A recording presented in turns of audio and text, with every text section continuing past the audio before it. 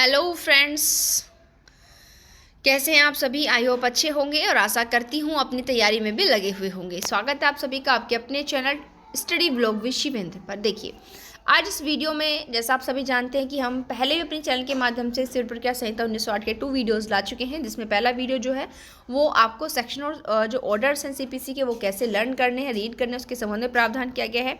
और दूसरा जो है हम लेकर आए थे आपका सीपीसी का historical background with section first के साथ। आज इस वीडियो में जो हम करने वाले हैं वो करने वाले हैं सेक्शन 2 डेफिनेशन क्लॉज जो दिया हुआ है।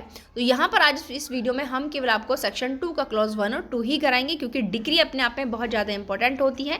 इसलिए डिग्री से संबंधित जितने भी मोस्ट इंपॉर्टेंट फैक्ट्स हैं वो इस वीडियो में हम आपके साथ यहाँ पर डिस्कस करेंगे। बट ध्यान यह रखना है, यह वीडियो आपको आखिर तक देखनी है, स्किप नहीं करनी है, ठीक है। और अगर हो सके तो बैठकर आप पेन और पेपर लेकर बैठ रहे, ताकि मोस्ट इंपॉर्टेंट चीज़ों को आप जो है यहाँ पर नोट डाउन कर सकें। तो यहाँ पर देखिए, सबसे पहले 2(1) के अंतर्गत कोड संहिता को परिभाषित किया गया है। किसको परिभाषित किया गया है? संहिता को। तो संहिता के अंतर्गत जो हैं क्या शामिल होते हैं? नियम शामिल होते हैं। नेक्स्ट है 2(2) सेक्शन 2 क्लॉज 2 डिक्री को परिभाषित किया गया है, और डिक्री को हिंदी में बोलते हैं आगप्ती। डिक्री से इंग्लिश में कहते हैं और आगप्ती से हिंदी में कहते हैं।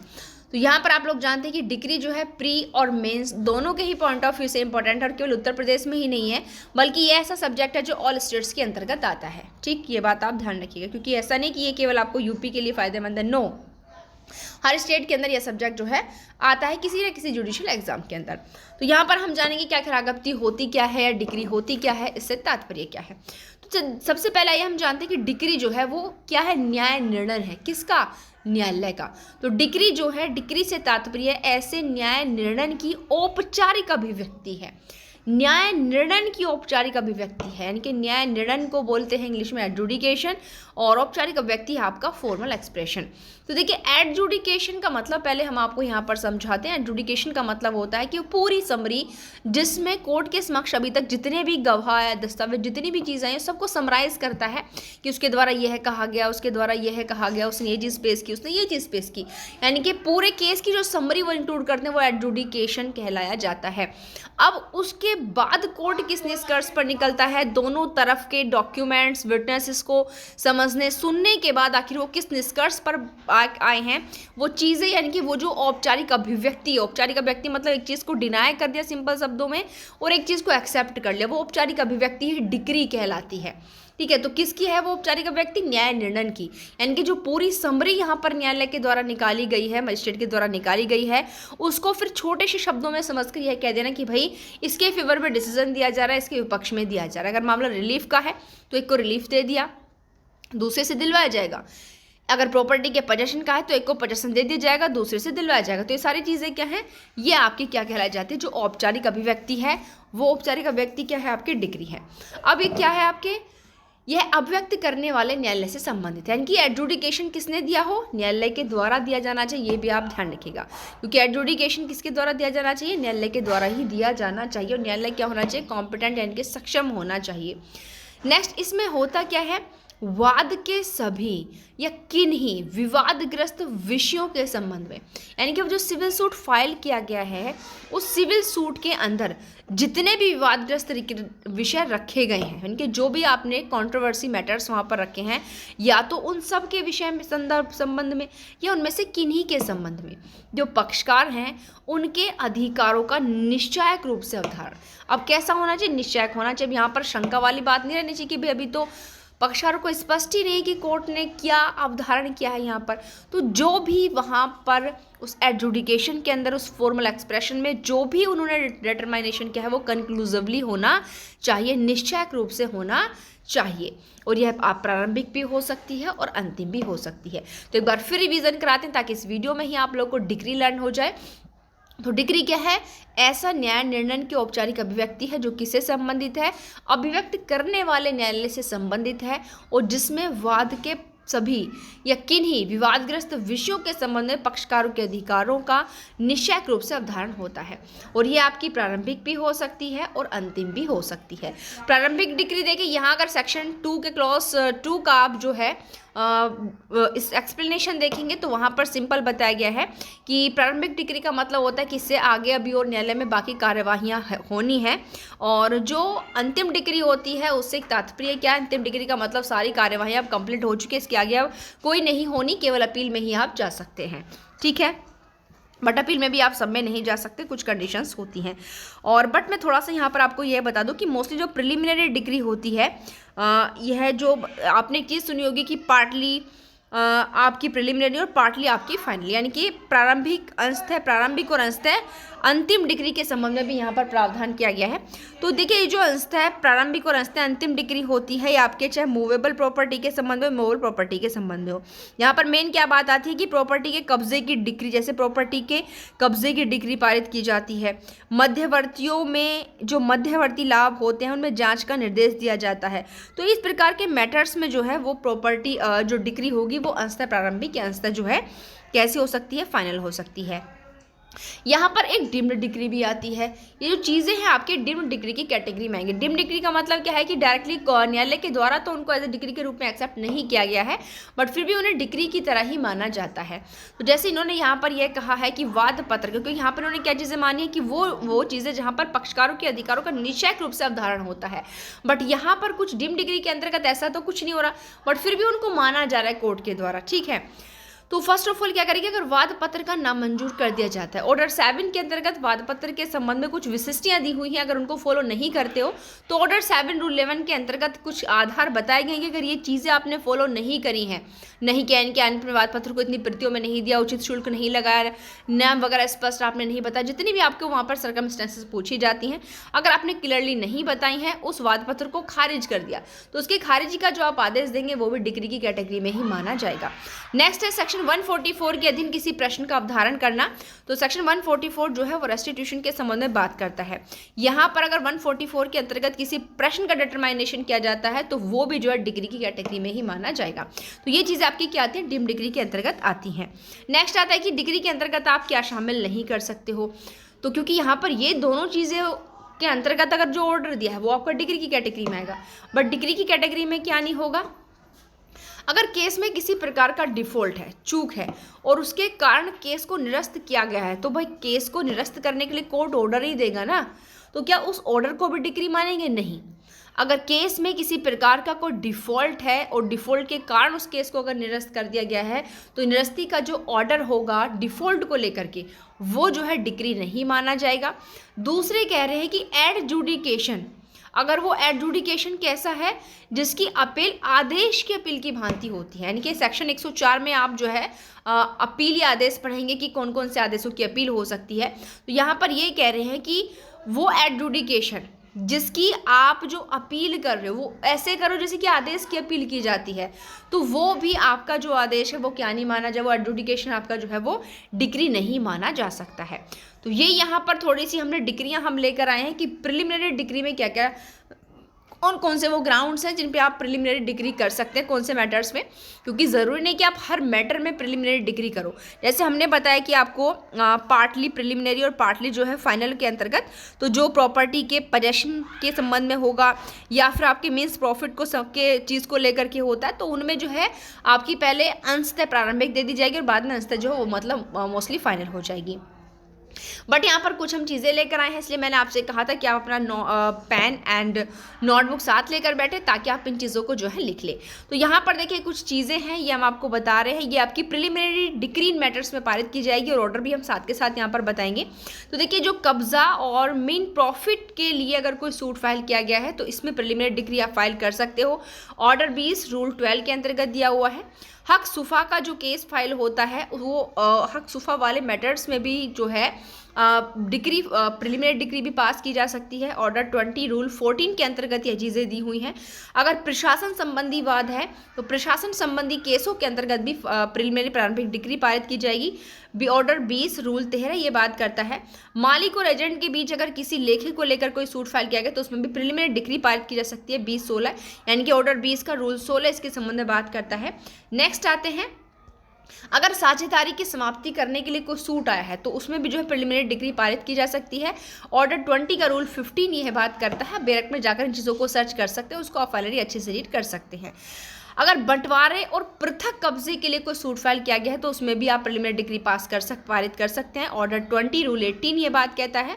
प्रोबंध के लिए अगर कोई सूट फाइल किया गया है तो उन केसेस में भी ऑर्डर 34 रूल 2 कहता है इसका। बंधक संपत्ति का विक्रय का अगर कोई सूट होगा, यानी कि जो बंधक मॉर्गेज प्रॉपर्टी है उसके सेल को करने के लिए कोई सूट लाए हो तो उसमें भी किया जा सकता है।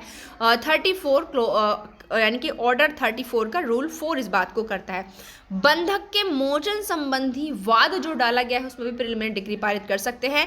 ऑर्डर 34 के रूल 7 में कहा गया है। क्योंकि देखिए ये वो मैटर्स होते हैं जिनमें पहले कोर्ट जो है प्रॉपर्टी का पोजेशन आपको दे देगा, प्रॉफिट आपको दे देगा, बट उसके आगे अभी उसको बहुत सी कार्यवाहियां करनी है। तो ये वो प्रकार के केसेस होते हैं।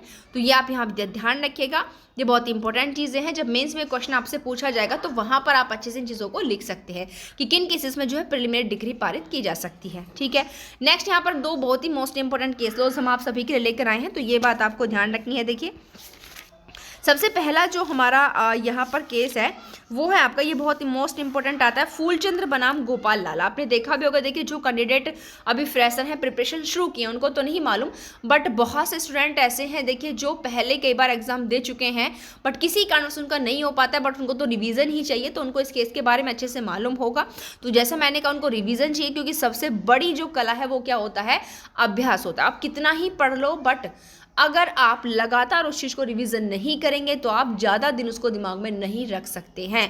देखिए शुरुआत में जल्दी जल्दी रिवीजन का समय रखिए, जब वो चीज़ें लगातार आपको माइंड में फिक्स होती चले जाए तो उसके बाद एक लॉन्ग टाइम का डिस्टेंस भी आप रख सकते हैं, क्योंकि बहुत सारे सब्जेक्ट्स हैं। अब एक ही सब्जेक्ट को अगर बहुत जल्दी जल्दी रिवीजन में रखेंगे तो शुरुआत में चीज़ें कंप्लीट नहीं होगी, बट शुरुआत में हमको चीज़ को ऑब्जर्व करने के लिए यह ज़रूरी है। ठीक है, तो ये केस आपका फूलचंद्र वर्सेस गोपाल लाल का, इसका जो ईयर है हम आपको बता दें 1967 का ये केस है। ठीक है, कब का है, 1967 का ये केस है। इस केस में क्या कहा गया था, बिल्कुल ये निर्धारित कर दिया था सुप्रीम कोर्ट के द्वारा कि अगर किसी भी केस में यानी कि सीपीसी के अंदर अगर कहीं भी एक से अधिक प्रिलिमिनरी डिग्री पारित करने के संबंध में प्रतिबंध नहीं है, इन्होंने क्या कहा, प्रतिबंध नहीं। इस मामले में कहा गया था कि अगर हमारे सीपीसी के अंतर्गत कहीं भी एक से अधिक यानी कि किसी मामले में एक से ज़्यादा भी प्रिलिमिनरी डिग्री पारित की जा सकती हैं, तो वो यहाँ पर कहना चाहते हैं कि कहीं भी एक से अधिक प्रारंभिक डिग्री पारित करने के संबंध में कोई प्रतिबंध नहीं है, इसलिए ज़रूरी है कि वहाँ न्यायालय उस मामले में एक से अधिक प्रारंभिक डिग्री पारित कर सकता है। मेनली कहने का तात्पर्य केवल छोटा सा है कि किसी भी केस में ज़रूरी नहीं है कि एक ही प्रारंभिक डिग्री पारित की जाए, एक से ज़्यादा भी प्रारंभिक डिग्रियाँ पारित की जा सकती हैं, ये इस केस में कहा गया। तो एक बार फिर बता देती हूँ क्या कहा गया था कि किसी भी मामले में एक से ज़्यादा प्रारंभिक डिग्रियां भी पारित की जा सकती हैं, ऐसा फूलचंद्र वर्सेस गोपाल लाल के केस में कहा गया था। ठीक है, ये जो कौशल्य देवी वर्सेस बैजनाथ का जो ये केस है ये आपका 1961 का मामला है और यह अपील को लेकर के था। जैसे आप जानते हैं कि प्रिलिमिनरी डिग्री है वो पारित कर दी कोर्ट ने, बट पार्टीज ने उसकी कोई अपील नहीं की है और उसकी जो ड्यूरेशन है, जो टाइम पीरियड है प्रिलिमिनरी डिग्री की अपील का, वो भी आपका क्या हो गया है, निकल गया है। अब ऐसी स्थिति में अब फाइनल डिग्री की अपील की जा सकती है। तो इनके कहने का मतलब ये है कि यदि किसी भी प्रारंभिक डिग्री की कोई अपील नहीं की गई है तो क्या प्रारंभिक डिग्री की जो वैधता है उसको अंतिम डिग्री के विरुद्ध की गई अपील में चुनौती दी जा सकती है, तो नहीं दी जा सकती, ये बात ध्यान रखना। यानी कि प्रिलिमिनरी डिग्री पारित की, उसके लिए जो अपील का ड्यूरेशन था, टाइम पीरियड था, उसके अंदर अपील नहीं की है, वो समय आपका बार्ड हो चुका है, उसके बाद फाइनल डिग्री की अपील की जाती है। अब पार्टीज़ को लगता है कि भैया जो प्रिलिमिनरी डिग्री कोर्ट ने पारित की थी मैं तो इससे सेटिस्फाइड नहीं हूँ, तो ठीक है उसके ग्राउंड्स को मैं सेकंड जो फाइनल डिग्री है उसमें अपील के थ्रू ला देता हूँ। तो आप ऐसा नहीं कर सकते हो। ठीक है, अगर आपको प्रारंभिक डिग्री में कोई समस्या है तो उसके लिए आपको प्रारंभिक डिग्री के अंतर्गत ही अपील लानी होगी। फाइनल डिग्री में अगर आप अपील लाओगे तो उसमें प्रारंभिक डिग्री के ग्राउंड्स को इंक्लूड नहीं कर सकते हो। बट इतना हो सकता है कि जब प्रारंभिक डिग्री पारित कर दी गई, अभी प्रारंभिक डिग्री के लिए टाइम पीरियड बचा हुआ है अपील का, फाइनल डिग्री पारित कर दी गई है, तो भी अभी प्रिलिमिनरी डिग्री का टाइम पीरियड है ना, तो आप प्रारंभिक कर सकते हो बेशक अंतिम डिग्री पारित कर दी गई हो। यहाँ पर ऐसा नहीं कि अंतिम डिग्री पारित हो चुकी हो तो आप उसके बाद नहीं कर सकते, ऐसा प्रतिबंध नहीं है, बशर्ते आपको टाइम पीरियड देखना होगा अगर समय है। और दूसरा, फाइनल डिग्री के अंतर्गत प्रथम डिग्री के मामलों को चैलेंज जो है नहीं किया जा सकता है। ठीक है, तो ये कुछ आपके डिग्री से संबंधित यहाँ पर क्वेश्चंस थे। आई होप ये क्वेश्चंस आप सभी को आप सभी के लिए इम्पोर्टेंट थे। और साथ साथ मैं यहाँ पर थोड़ा सा आपको यह भी बता दूँ कि आपके संविधान के जो आर्टिकल है 226 उसके अधीन अगर हाई कोर्ट के द्वारा कोई भी डिक्री आदेश की डिक्री की परिभाषा में नहीं आता है। कहने का मतलब है कि हमने जो यहाँ पर डिक्री को डिफाइन किया गया है उसके अंतर्गत अगर 226 के अंतर्गत हाई कोर्ट के द्वारा कोई ऑर्डर दिया जाएगा तो उसे यहाँ पर जो है हम डिक्री के अंतर्गत शामिल है, जो कि नहीं कर सकते हैं। एक केस और मैं छोटा सा आपको यहाँ पर बता दूँ, आप लोग लिख सकते हैं। वैसे तो केस का नाम है सिन्ना मणि वर्सेस जी वेटीवेल। ठीक है, एक बार फिर यहाँ पर लिख देती हूँ, ध्यान से आप लोग लिख सकते हो। केस का नाम है सिन्ना मणि। केस का नाम क्या है? सिन्ना मणि वर्सेस आपका जी वेटीवेल, यानी कि आपका क्या हो जाएगा लास्ट में, आपका जी वेटीवेल। इस मामले में क्या कहा गया था, इस केस में केवल इतना डिसाइड किया गया था कि जो मूल याचिका होती है उसमें पारित फाइनल ऑर्डर मात्र एक ऑर्डर है, डिक्री नहीं है, क्योंकि मूल याचिका को वाद के तुल्य नहीं माना जा सकता। यानी कि कोर्ट के अंदर जो है, न्यायालय के अंतर्गत अगर कोई याचिका दाखिल की गई है, रिट दाखिल की गई है, ठीक है, तो उस रिट में जो फाइनल ऑर्डर पारित किया जाएगा उसे आप डिक्री के समतुल्य नहीं मान सकते हो, ऐसा यहाँ पर कहा गया था। तो आई होप ये देखिए डिग्री से संबंधित कुछ मोस्ट इम्पोर्टेंट फैक्ट थे। आशा करती हूँ डिग्री से संबंधित ये सारे फैक्ट आप सभी को समझ आए होंगे। और इसी प्रकार से नेक्स्ट वीडियो में हम लेकर आएंगे डेफिनेशन क्लॉज, जो अदर वर्डिंग आप सभी के लिए। तो यदि आप चाहते हैं कि बड़े सिंपल साधारण शब्दों में हैंड राइटिंग नोट्स के माध्यम से आप सभी को जो है CPC का प्रॉपरली नोट्स मिल जाए, जो आपको प्री के पॉइंट ऑफ व्यू से भी काम आए, मेंस के पॉइंट ऑफ व्यू से भी काम आए, तो आप हमारे चैनल को आज ही कर लीजिए सब्सक्राइब, ताकि हमारी हर वीडियो का नोटिफिकेशन आपको मिलता रहे। और यदि आप अपने या किसी भी स्टेट की जुडिशियल एग्ज़ाम के लिए या फिर APO एग्ज़ाम की तैयारी करना चाहते हैं अभी और सोच रहे हैं, तो सोचने का वक्त नहीं है। देखिए वक्त आ गया है कि आप अपनी सोच को साकार रूप में लाएं और अपनी प्रिपरेशन को मजबूत करें। क्योंकि देखिए सेल्फ स्टडी तो हम करते ही, ऐसी बात नहीं, और सेल्फ स्टडी ही हम करते हैं, मतलब सामने वाला आपको केवल गाइड कर सकता है, चीज़ें समझा सकता है, वो तैयार आपको करनी है और लर्न आपको करना है। वहाँ पर पेपर के अंदर, एग्जाम के अंदर अपीयर आपको होना है। बट बशर्ते ऐसा है कि कंपटीशन में हम लगे रहते हैं, हमें यह अंदाजा हो जाता है कि आखिर हम जो है कहाँ पर हैं, इस समय हम कितना जो है कर पा रहे हैं। तो यदि आप चाहते हैं कि आपको इस प्रकार सारे अपनी यूपी जुडिशरी या किसी भी स्टेट की जुडिशरी के लिए भी एग्जाम्स की तैयारी आप मजबूत करना चाहते हैं, तो आप इस दिए हुए नंबर पर जो है व्हाट्सएप के माध्यम से या फिर टेलीग्राम के माध्यम से जो आप इंक्वायरी कर सकते हैं और आप हमारे जो है जुडिशरी प्रिपरेशन कोचिंग बैच के अंतर्गत जो है ज्वाइन हो सकते हैं। नंबर है यहाँ पर 8840679353। जी हाँ, एक बार फिर नंबर बता देते हैं 8840679353। इस नंबर पर आप व्हाट्सएप पर मैसेज कर सकते हैं या फिर आप टेलीग्राम पर भी जाकर कर सकते हैं, क्वेरी कर सकते हैं और अपनी जुडिशरी और APO एग्जाम्स की तैयारी को मजबूत बना सकते हैं और अपना सिलेक्शन पक्का कर सकते हैं। धन्यवाद।